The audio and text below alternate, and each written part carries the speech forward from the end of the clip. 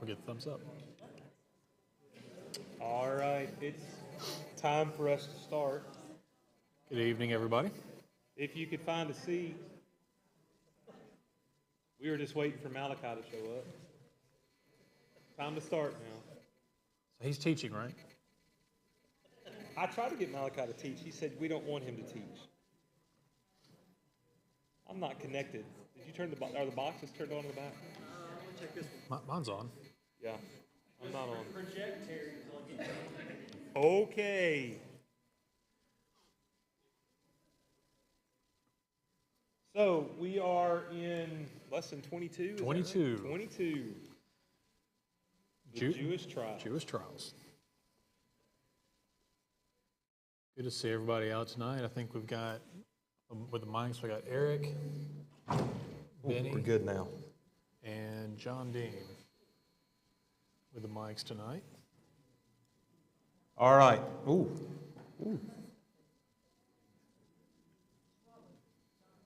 Yeah, I don't. Let me put this down here. Eric, will you lead us in prayer? Thank you. Father, we're just so thankful to be here tonight, middle of the week, and get re-energized and hear more about your word. Thank you for Terry Johnson working on this class, study that we have, and we are just thankful for the opportunity, Father, to be here and to learn about you and to look at things in a little bit of a different perspective, and the historical and archaeological views of it. Just it's very interesting, Lord. But we pray, Father, that what we'll glean from it will help make us better brothers and sisters in Christ and to please you. Be with us as we go throughout this day and throughout the rest of this week. Forgive us of our sins, Lord, and have mercy on us. In Christ's name we pray. Amen. So we'll say, starting out, that I don't have a co-teacher for next week, and the video's over 10 minutes, so that's prime selection opportunity. That's what you're looking for, is a 10-minute plus video. Yeah, I mean, I made sure it was at least that before I committed When to I teach texted tonight. Jonathan the other night, I said, "Can you teach? I don't have anybody." He said, "How long's the video?" And I don't remember. I think that's modern day shepherd qualification going forward. Does he care about the video? But anyway, It's the wisdom in asking. oh, okay. As we get started, we're just looking at the Jewish trials tonight. Next week will be the Roman trials, and so there's a differentiation there. But before we get into the video, what things maybe do you think when you think about the Jewish trials? What maybe things come to mind before we watch the video? Anything? They were having to give false witness. They were having to give false testimony Okay. about Jesus. They had to have false testimony, okay? And they've been looking for that for a while, right? That's one of the things. What else? Is it illegal at night? We're going to talk about some of that later on. There's a lot of, and I'll just say that there's some uncertainty about some of those laws, but we're pretty certain there's a lot of laws broken in this process. Yeah. A few foundational laws, bro. Yeah, some that are dated. I mean, some that we can read in the Torah are broken through the processes here. Anybody else? And something that strikes me is they had completely, gotten away from, the correct way to do the priesthood and all that. They had literally formed their own little fiefdom, their form of government. Instead of what we're learning about through our reading right now.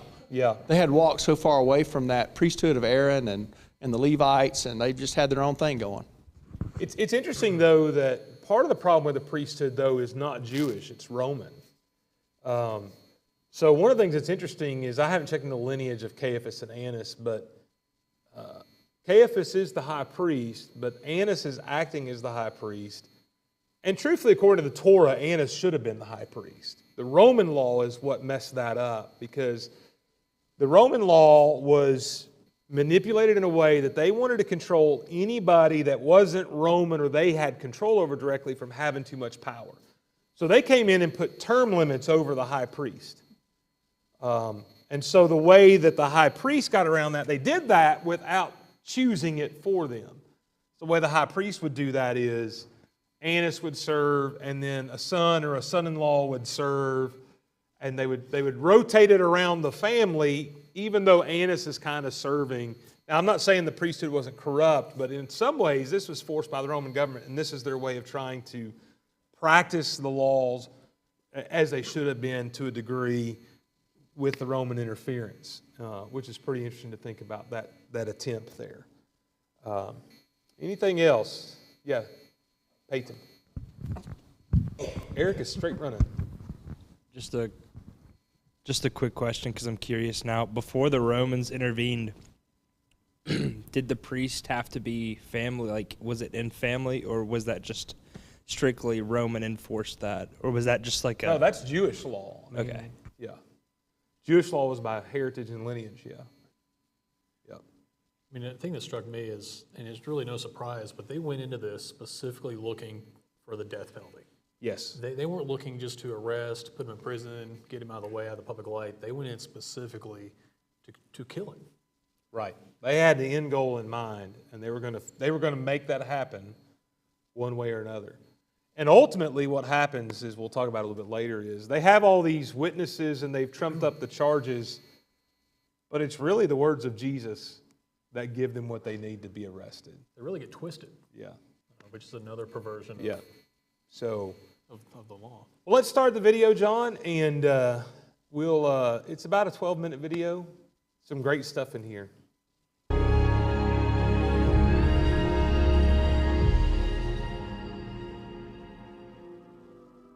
In the Israel Museum, they have a number of things that relate to the life of Jesus.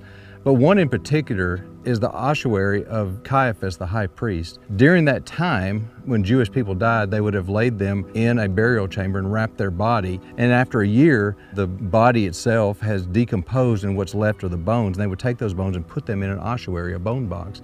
And they found the ossuary of Caiaphas.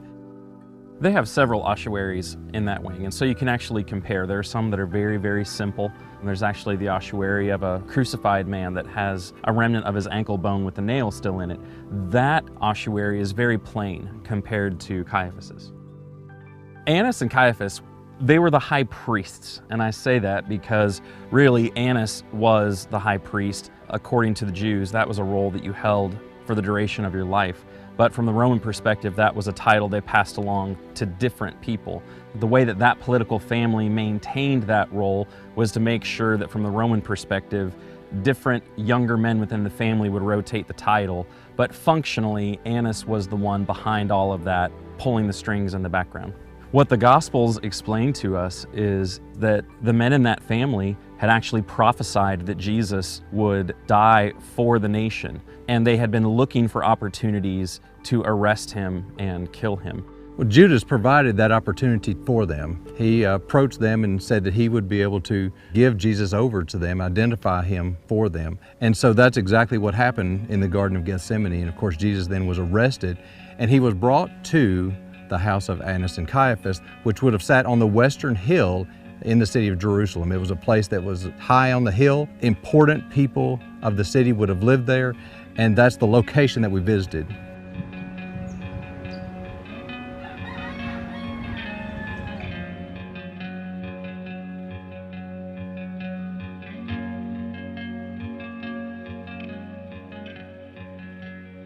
After Jesus was arrested in the garden, they would have led him up this way to the home of Annas and Caiaphas to begin that night of series of trials to condemn him. Now, we're in a spot that you think is really important to that story. We're at the Church of St. Peter in Gallicantu. And Gallicantu is Latin for the cock crowing. So this is the traditional location of where the house of Annas and Caiaphas was located, the same location where Peter denied Christ while he was here. Now, from this spot, I can see the Mount of Olives and a spot just above where the Garden of Gethsemane was. There's an ancient, it looks like a first century road behind us. How would that have played a role in that night? That road led from the upper city to the lower city here in Jerusalem. If you'll notice in the scriptures, Annas and Caiaphas and the people that were here did not seem to be surprised that Jesus showed up in the middle of the night. Right. Well, it's because they could see him coming. From here, you would have the vantage point of being able to see the torches in Gethsemane, and then as they led Jesus here. And this road that's behind us was probably a road that Jesus was led up. both Annas and Caiaphas could have looked out from their house, and they would have seen those torches go to the garden and then start making their way back toward them. And they would have known that their plot to arrest Jesus and ultimately kill him was in motion. There's some things inside this building that I think give some credibility to this being an approximate location.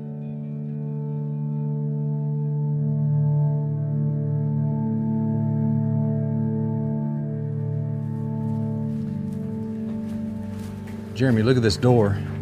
It's a picture of Jesus, and he's instructing Peter that he's going to deny him 3 times. And of course, we know Peter does that. Come on inside. Jeremy, one of the reasons why they feel like this could possibly be a location of the house is the fact that they found these 5th century Byzantine mosaics here. And if the Byzantines built a church here, they must have thought this site was important as well.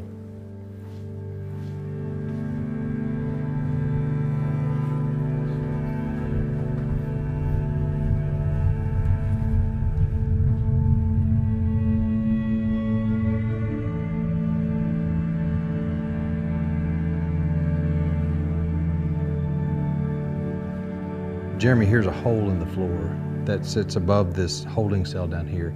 A prisoner would have been let down with ropes into this area. When we get down there, you'll be able to look up and see this from below. So you're saying that the Byzantine church was built on top of this 1st century dungeon. There are a couple of hours when his trials with Annas and Caiaphas were completed and before the Sanhedrin could meet in the morning. It's likely he could have been held in a place like this.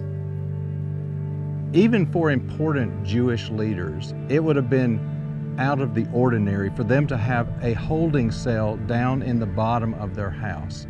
Whoever lived here was someone of importance who would have been in a position that they would have had the need to hold prisoners for either a trial or some sort of hearing. On top of that, you have a number of mikveh, religious baths on the front of the property, which indicates that this person is a person of means, they're a religious person, and other than ordinary people, they have what they perceive to be a need to hold people and restrain them down in the basement.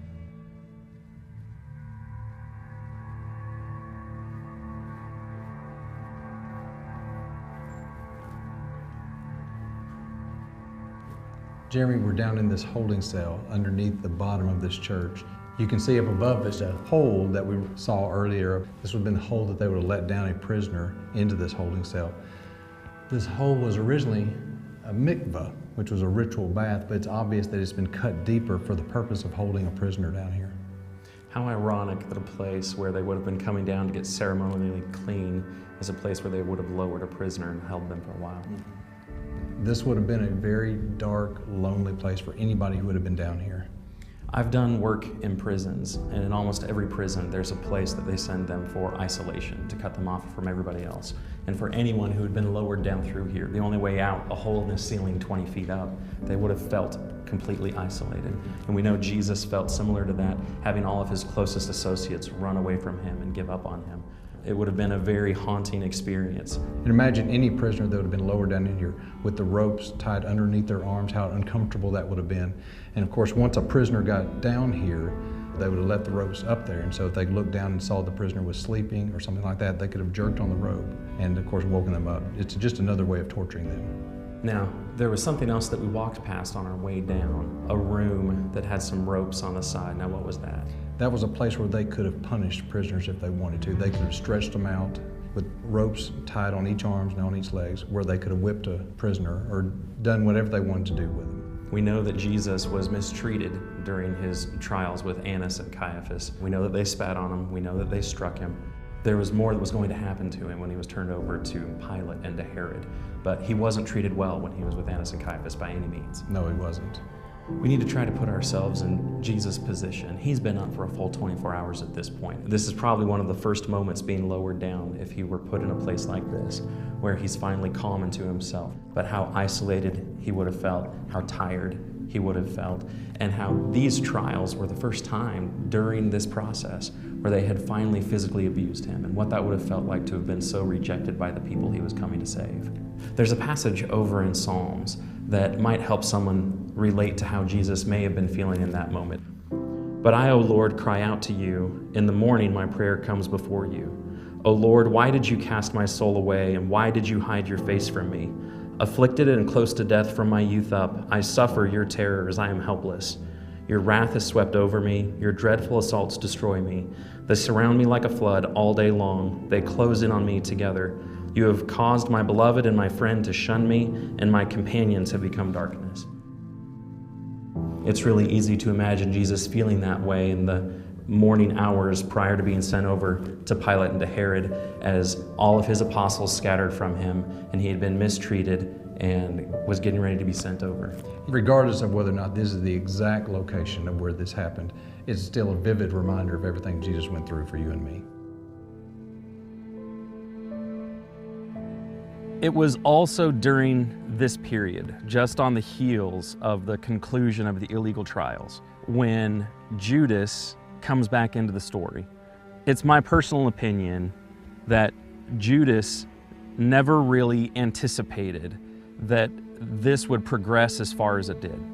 I think he assumed that Jesus would be able to walk away from this unscathed, really similar to how he walked through the mob that was trying to throw him off the hill in Nazareth when they rejected him there. And that when he realized that it had progressed to the point in the morning where the Sanhedrin found him guilty of blasphemy and they were going to take him to Pilate, is when he rushes back to give the money back and feels such guilt over that, and they refuse to take it, that he throws it at their feet, and then he goes out and hangs himself. I really believe that Judas didn't think it was going to go as far as it did.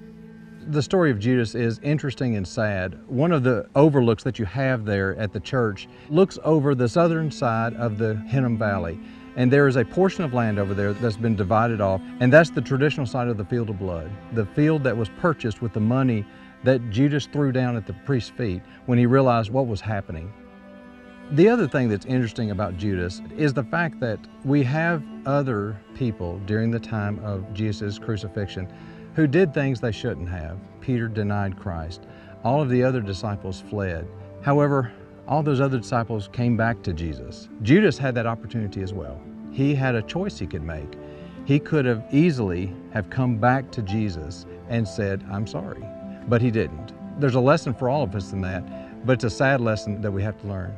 In that one spot, you're reminded of Peter's denial, and you can see the potter's field where Judas chose a very different response to his guilt. He chose alienation from Christ and just wallowing in his guilt instead of coming back to a gracious Lord who forgave the one who denied him later on. I think it's a powerful place.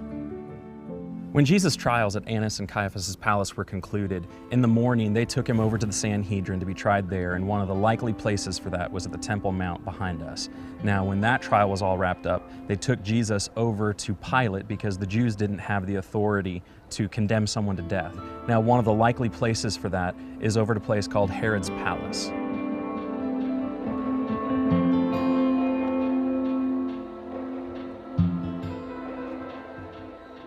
We went to the Kishla, which is part of the Tower of David Museum on the western side of the old city of Jerusalem, very close to the Jaffa Gate.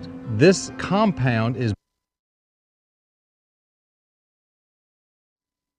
Okay, so a lot of stuff going on there. We'll get the lights turned on here in a minute. After watching the video, what are some things perhaps that stand out to your mind from that? Maybe that you adds more layers that you hadn't thought about before. Anybody? Yeah. Yeah. One of the things I thought about that too is, that holding cell area was really bright because of lights. That didn't exist back then. And You're looking at that one small hole with maybe Yeah. some torchlight or something coming in down Maybe. maybe at the bottom of that. maybe, but overall, it's a pretty dark place unless somebody's down there with them.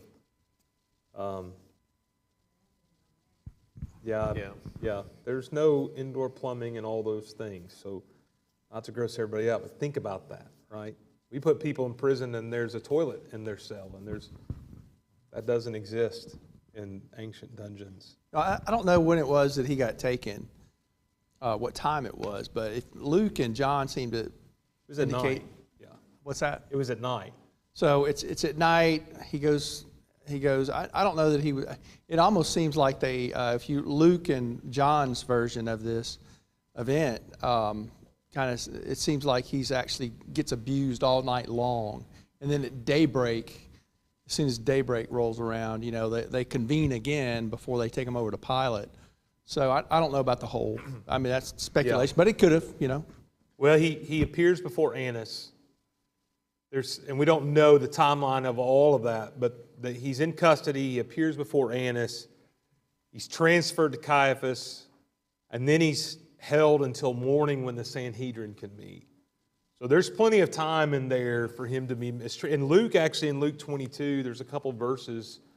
If you look at that in Luke 22, 63 through 65, there's actually some record here of that occurring, because it's before the council that this says the men that were holding him in custody were mocking him and they beat him, blindfolded him, asking him, prophesy, who is it that struck you? And many other things against him, blaspheming him. That's in the custody of the Jews, okay, on the night he's arrested. That's not the Romans. The Romans are the ones that are going to put him in the crown and hit him on the head and rip the... But this is in the custody of the Jews. And so those verses came to mind when you're looking in that, especially the torture chamber area. Right. For me. I think reading through it, for us, it all happens in a few verses. Right. And I don't think we really give enough thought to how long this process took, and that it would have been an hours-long process for the interrogation, for the isolation, everything that's going on. That was one thing that struck me that just never really occurred to me, was just how long he was in their custody. Yeah, absolutely. Scott, get a microphone to Scott Benny. And John, did you have something? Yeah, I mean, the idea that he was just held for a few minutes or an hour or two with people surrounding him and mistreating him, I think is not correct. I think that he was held in isolation. I think, they wanted to make sure he didn't get away. They were going to put him where he needed to be. I don't know if, as they said in the film, they don't know if that's it or not, but it certainly was what it was there for. And there was torture chambers in there, and there was all these things. And so, but I think kind of going back to what Denise was saying is just really thinking about the isolation, obviously the moments of torture, but he's blindfolded here as you read it. Mm-hmm. So he doesn't know who's doing what. Right. Why else would you blindfold, just to surprise someone? So they're doing everything they can to abuse him in that fashion. And so as Jonathan was just saying, we read it, and it's like just a little bit. Because it goes by that quick when we read it, right? There's a lot of sleep deprivation going on, too. Tons of sleep deprivation. Things we don't think about. Just things we don't think about and go through. And then also talking to Judas, the whole idea with the rest of the apostles coming back. We talked about that before, and obviously Judas had the option for that. But, one of the things, too, that I always have thought played into that is when Jesus looked at him and said, go do what you're going to do. Yeah. I mean, he had to, in his heart, he had to realize then Jesus knows exactly who it's going to be. Yeah, we'll get to Judas in a minute. I mean, yeah. John, you had... I thought it was really interesting to think about the landscape and the view of possibly these high priests who are calling the shots, pulling the strings, thinking they got all the power, thinking they're the Lord of Jerusalem, and watching the torches possibly go. They know where those torches are going. Yeah. And possibly watching the torches come back. I think it's not just a possibility, but a high probability. And to think what they're thinking in those hours about who they're thinking they are and what kind of influence and power they got when they're really doing exactly what God wants them to do. And what would they have been thinking, how they've been feeling as they see those torches approaching? I know, I'd be nervous. Yeah. But, that's me. You've got someone who has clearly done signs that have to be attributed to God. I actually thought about the arrogance of... I thought about the arrogance of Nero watching Rome burn. We hear those stories. In some ways, this is the Jewish version of that. I mean, these high priests are almost... You know, in my mind, it's almost like they're sitting out there with their cup of coffee, and I know they didn't have coffee and all that stuff, but just watching all this happen, like, yep, all this stuff we've been planning for months is finally coming to pass. Look how great we Get it, are. Mike. Mike to Peyton. You know, it's like one thing just on the isolation, and this is speculation that Jesus was in this holding cell in this isolation. What do you think he was doing when he was in there, if he was? What do we always see him doing when he's by himself? Yep. Yep. Peyton. You said you're going to get to it in a minute. But it's just, I've said it several times throughout this, I guess, quarter that we've been doing this, following Jesus or following the Messiah. But it's just amazing, in this particular case, it's honestly heartbreaking to realize not only were the 11 apostles there waiting to hear what was going to happen, but you also have Judas, who is hoping to hear what they're hearing as well, and was just thinking that he was going to get a quick little cash, and that was it, and be fine. Well, the 11 aren't there. There's Two there. There's two. Sorry, Yeah. two. There are two there. John and Peter are there. And still Judas, if he was there or if he was in the area, still hearing what was unraveling and developing, I just can't imagine just the dread and the fear and the amount of anxiety that he had. It's interesting. We'll get to Judas. Let's talk about Peter, because you know what's interesting is these trials, none of the 4 accounts include all of the trials. None of them. But what do they all include? Peter. Because the point of this time, the real focus, I think it's hard for us to realize, but the real focus of the night is Peter's denials. In all of the Gospels, that's the focus. These are just, this is called the Jewish trials, but that's kind of just the events going around this major event of Peter. It's a trial of a different kind. Yeah, it's a trial of a different kind. There's some really interesting things, too, by the way, in here that maybe overlook us. John points out in his account of this that there's a charcoal fire that is in the courtyard. In John 21, when it's that scene on the shore, John points out there's a charcoal fire on the shore when Jesus approaches them as well. And one of the people made the point that even smells and those kind of things bring back, we associate them with memories. Think about that for Peter, that you have. And what happens in John 21, by the way? Remember what happens right there after that? That's where Jesus deals with Peter's denial, right? With the 3, do you love me? Yes, Lord. So it's interesting to see, again, just these little things that somebody like John puts into his account that we just read right past thinking there's no big deal. And there's just some interesting kind of things like that. And I know that's not a huge, massive thing, but it also, I think, kind of helps us kind of think about from Peter's standpoint. Wow, maybe the last time he was at a charcoal fire was when he denied Jesus. Yeah. Just think about how powerful the connection is between smell and memory. Like you said, Peter walks up, sees the Messiah, and smells that, and just... Yeah, absolutely. Yeah. Another interesting thing is, let's contrast Jesus and Peter. What's Jesus doing? What's Jesus doing with Caiaphas and Annas this night? What's he doing? He's on trial, but what does he do? Eventually, what does he do especially? Yeah. He says, yeah. He quotes Daniel 7 in, I think it's Matthew's account. He quotes Daniel 7. Interesting, because does Jesus get angry?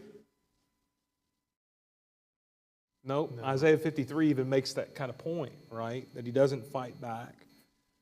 He doesn't attack.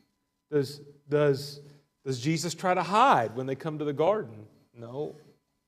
He submits, he turns himself over, he confesses who he is.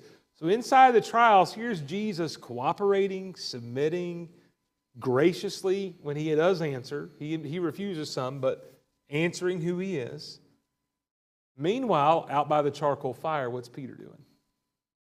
The opposite. exact opposite of everything Jesus is doing. Right? He's angry. He gets more angry. He moves. There's this interesting thing, and I think the notes in the workbook pointed this out, that he kind of moves further away from the house. If you read the accounts carefully, he raises his voice. He begins disguising the way he talks, and talks like somebody who's not of the same faith, really, to try to blend in with the other people. I mean, you think about all of that. You have this contrast at the same time. Two men on trial. One says, yes, it's true. One does everything in his power to deny it. What a contrast between those two stories. I thought, realistically, what did Peter expect? He's at this house in the middle of the night with a trial going on. Did it never occur to him that he might be associated with Jesus? And really what came to mind was decisions made under stress so often are the wrong decisions. And we see Peter in this stressful, difficult situation, and he's not prepared for it. And he makes the complete wrong decision. Now, he does recover from that. But I think there's definitely a small lesson in that for us. I think it's interesting. Peter's thinking at this point is always intrigues me, because Peter has gone up against Jesus more than once, and he's lost every time. Right? He's never been right. And yet here he still thinks, oh, this stuff Jesus said about denying him. And then what's the saddest part of that, by the way? Of all the accounts, what's the saddest part? The eye contact. This idea of Jesus turning and looking at Peter over his shoulder, and after that third denial and the rooster crowing, just he had to be crushed, right? Peter had to be crushed in that moment. In spite of everything that was going on, Jesus knew Peter was there. Yeah. And took the moment to turn and make that connection. Yeah. Yeah. And that's, I think, a look of disappointment rather than rebuke, which I think personally, that's what I read a lot into Jesus' actions. When Peter walks on the water and Jesus says, you have little faith, I see that as more of a disappointment than a rebuke. And I think we see the same thing here. More of a heartbroken response than an "I told you so" response. And I think we read that differently sometimes if we're not careful. I warned you. Yeah, yeah. Let's talk about the charges real quick. Go over to Mark 14. Mark 14. And let's see here the charges that are put against Jesus.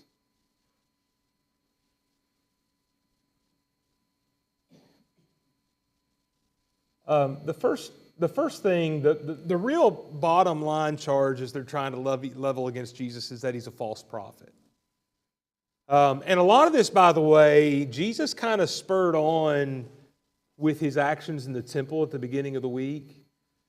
Because what really is a big deal here is the Pharisees, and especially the high priest, are now upset that Jesus has gone in and basically exercised authority over the temple. And whose job was that? It's Caiaphas' job. He's the high priest.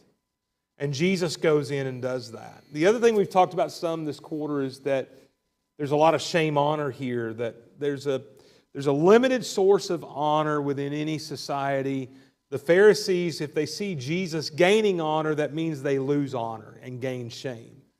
And everything's connected in their thinking. So if you, from a first century perspective, if you like the way that Jonathan teaches, you don't like the way I teach. And that's just, if you say good job to Jonathan, that makes me mad, because that means I didn't do a good job, because there's only so much honor and shame that can go back and forth, right? It's a closed amount.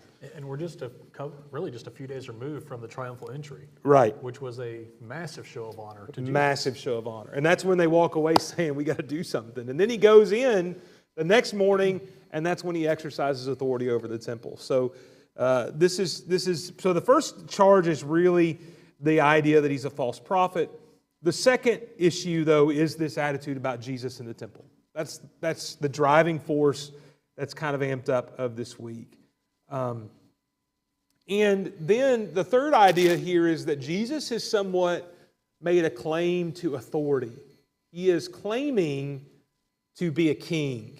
Now, this is important. Why is this claim of kingship important for them to establish? Anybody know? That threatened Rome. And they couldn't kill him without Rome. Correct. They didn't have the authority to kill him.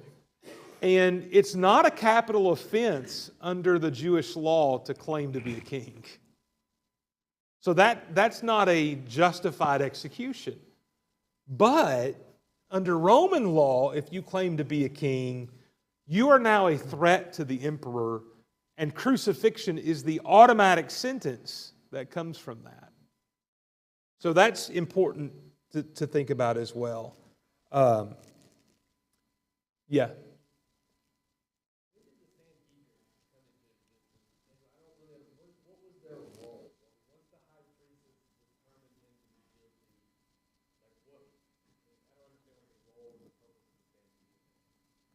So the Sanhedrin is 70 Jewish leaders that rule over Judaism. And so we see the Sanhedrin, I think the first historical evidence of that is somewhere in the 1st century BC. So in the 100 years before Jesus, I think is the first time that we really have that called the Sanhedrin. And there may be more, but that's what I remember, I think, from memory. But their job was just to judge Jewish circumstances. Now, you got to remember that they operate really under the authority of the Roman government. They apply their Jewish law because the way Roman Empire worked, unlike the Greeks, is you could exist as your own people under your own kind of law as long as you didn't violate Roman law and paid your taxes. And that's a really important thing, by the way, right now is, had the high priest allowed some kind of rebellion during Passover week, the Roman government would have come in and crushed the Sanhedrin and crushed Jerusalem and destroyed them as a response. And he wouldn't be the high priest anymore. And he wouldn't be the high priest anymore. Yeah. So in order to preserve his role as high priest, they have to keep the peace so Rome, because the other side is they want to overthrow Rome, but Jesus isn't there to overthrow Rome. Right? And they know he's not going to overthrow Rome. He's not done anything that can overthrow Rome in their minds. So he can't be the Messiah that they're looking for, even though he claims to be. By the way, there was a lot of people that claimed to be the Messiah. There was a lot of failed Messiahs before Jesus. And they didn't end the way that Jesus does. So it's just important to kind of remember. So they're strictly preserving their political roles by eliminating competition. And the charge of him, just treason charge against Rome, is what they need to take him to Pilate to force the execution. And that's important to kind of get all of that. So they find him guilty of something else under Jewish law, but they turn him over to Pilate for treason, essentially. A great question. John? Well, I got to thinking about Jared's question, and I thought about Moses and how he had a very difficult time governing over the people. Yeah. And I think it was his wife's dad, Jethro, that said, hey, why don't we build this structure of people that take care of all the easy stuff and you can do the hard stuff? Yeah. You think that may have been the original origins of the No, Sanhedrin or anything like that? No, it's not the original origin. I think in their mind they probably made that connection, but there's not a Sanhedrin from the day of Moses forward. It's more of a modern thing. What that was is really just setting up elders in the tribes. You had elders in every tribe that sat in those seats of judgment. You would go to the elders. Every city had elders. You would go to the elders in the gates. They would make judgments, and they would be passed up the chain, if you will, from that standpoint. I mean, yeah, I've heard speculation that maybe the idea for the Sanhedrin came from that, but Yeah. there's such a separation, it's hard to make a distinct connection. We're talking hundreds of years in between. Yeah. No. Political group. Yeah, the Sanhedrin exists for political purposes, for sure. I mean, at this point, the priest exists for political purposes as well. It's Yeah. to keep Rome happy more than it was to keep God happy. Correct. Yeah. Because they didn't want to be destroyed by Rome. And eventually they will be in AD 70. Oh, yeah.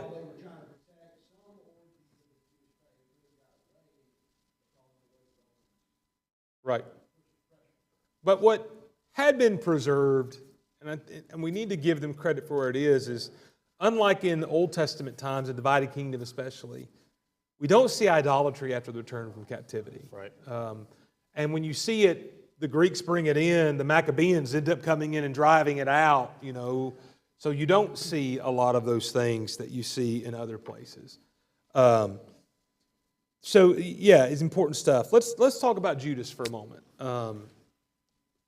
Judas is such a central figure, and I know there is this thought sometimes that Judas is this devil incarnate, and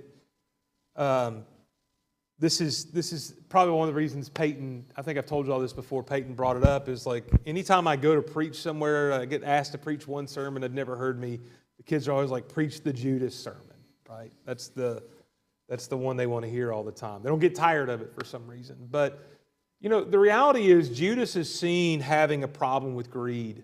And like John 6, I think it is, where it talks about the ointment could have been sold, really points that out for us. But it's in Matthew that when Judas goes back, Matthew says, when he saw that he had been condemned. And I don't think those words are coincidental. Those words, we're supposed to read them like they sound. Judas did not expect for Jesus to be found guilty. And Judas was just getting 30 pieces of silver. That's all this was. He had figured out in his head he could betray Jesus. Either Jesus would walk through the crowd like he did before when they were going to throw him off the cliff, or Judas also knows Jesus is innocent according to the law. I mean, and there's a part of this too that Judas could have said, there's no charges they can put on him. Now, obviously, what they did do is they had trumped up charges, and eventually, though, that leads to Jesus saying, And Jesus told him to do it. Jesus tells him to do it. So Judas comes back, and I want you to notice something. Judas keeps the law, but the priesthood fails him. Because when he comes back, he confesses what he did, and he pays the restitution for what he gained under the law. And the priesthood should have forgiven Judas, but they didn't, which is another sign of the corruptness that's going on.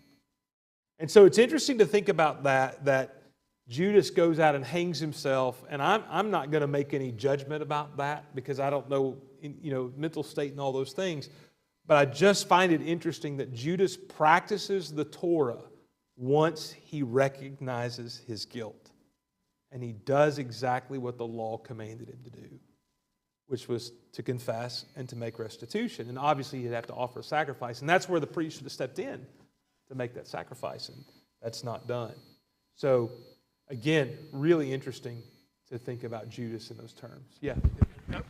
So are they lying when they say that they can't take the money back? Yeah. Well, they do take the money back, but they don't take it back as restitution. They're the ones that buy the potter's field. So they do take it back. He throws it down at their feet. I mean, that's the thing is they don't want to take it back, and he forces them to. I mean, again, that's him keeping the law is what he's trying to do. Yeah, Eric. Jesus does say, though, that it had been better had he not been born. Sure. As well. So, I mean, yeah. Sure. I mean, he does. But he also calls Peter Satan.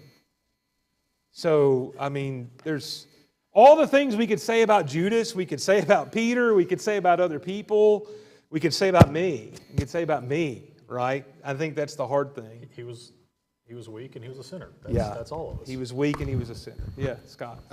That sums it up. Right, He was weak and he was a sinner. He's a human being, folks. right. He wasn't the devil. Yeah. Okay. We really want to make him bad to make ourselves feel better. I mean, it had been prophesied that this was going to happen. And so we think, well, if that means it's prophesied, then he must have been possessed by the devil at least, or something of that nature. You know, he was the guy the whole time. He wasn't the guy the whole time. In other words, was he the one that did it? Yes. Could he have made a choice not to? Yeah, he could have. Somebody was going to do it because it had been prophesied. Yep. Now, here the bottom line is, to me, is that, as Eric said, you know, it says you better not been, that had not been born, but it goes on to tell us that in the New Testament. Yeah. If you go and you pull away any of my, you know, of these, my children, it'd be better that you'd not been born. Right. But now, do you really think that means that that person can't get forgiveness if they come back? No, that's not what that means. Absolutely, Judas could have been forgiven. Yeah, Absolutely. no doubt. Because if he can't, we can't. And that's the thing we have to That's- understand. Look, Yeah. That song, All day I'm the long. one, in that we sometimes sing, I'm the one who shouted crucify, I'm the one who made his cross so high. I mean, that song connects to this idea. We sing that song saying we're the one that put him there. And you have to wonder, you look at Peter and what he was able to do once he came back to Jesus. Yeah. You have to wonder, what could Judas have done? Yeah. After, you know, he could have done anything. Well, Paul as well. Think about all that Paul did, and he's able to, Peyton. And also another one, Thomas, he doubted. He had Yeah. really bad problems with anxiety. That's the thing is like, I mean, everybody's touched on it, but I mean, just emphasizing it. I mean, Judas, it wasn't just a problem from just immediately he woke up and that was his addiction. It grew. I mean, I don't know if you mentioned it yet, but I think it was referenced earlier in one of the Gospels where the girl came in and was washing the In feet. John 6. And it was referenced, I don't know if it was exactly, but someone said that was expensive perfume. Why would she use that? You know, It was Judas that said it that was 'cause he Judas wanted that the said money. it. Right. Yeah. And he, you know, it's not a thing where he was wondering and worrying about the woman and her spiritual faith. He was more worried about the financial value that was just wasted. Because he carried the bag, and he was able to take off and it says that he would skim off the money And back. Judas wasn't even the tax collector Yep. either. So they trusted Judas with the bag. Yeah, they did. Although today we would choose the tax collector to carry the money bag, oddly enough. I think another lesson that, I mean, we've kind of touched on is that we don't want to be like the priest. And when a brother comes to us with sin or something, like nothing's bad enough that we should shun them and push them out. Because, I mean, if they would have forgiven him and done what they should have done, like you said, would Judas have gone and hung himself? And it's funny because this has been who the Pharisees have been the whole time. Always looking down the tax collectors and the sinners, always refusing to accept, always making sure there was a divide there. We're out of time. Great conversation. We're going to go next week from Caiaphas Annas' house. As we kind of saw a little bit preview, we're going to talk about Herod and we're going to talk about Pilate. And those are really important things as well. So thanks, guys. Great class tonight.